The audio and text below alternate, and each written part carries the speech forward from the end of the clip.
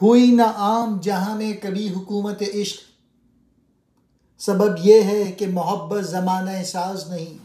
ایک اضطراب مسلسل غیاب ہو کے حضور، میں خود کہوں تو میری داستاں دراز نہیں۔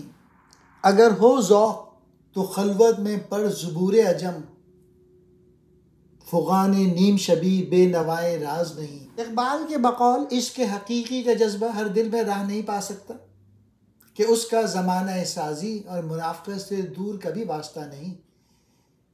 اللہ سے محبت تو صرف انہی دلوں میں ہوتی ہے جو اس کی لطافت اور پاک بازی کا شعور رکھتے ہیں، اور دنیا میں ایسے لوگوں کی تعداد انتہائی محدود ہے۔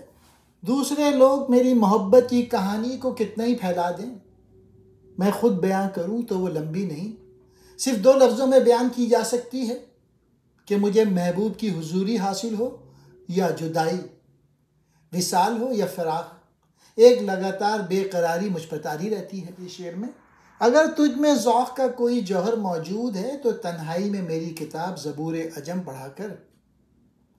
اس کی حیثیت اس آہ و فریاد کی ہے جو آدھی رات کے وقت کی جاتی ہے، اور ایسی آہ و فریاد راز کی باتوں سے خالی نہیں ہوتی۔ غیاب کہتے ہیں غائب کو، حضور سامنے موجود۔ زبور عجم اقبال کی فارسی غزلوں کا مجموعہ۔ فغان نیم شبی، آدھی رات کو اٹھ کر اللہ سے دعائیں کرنا۔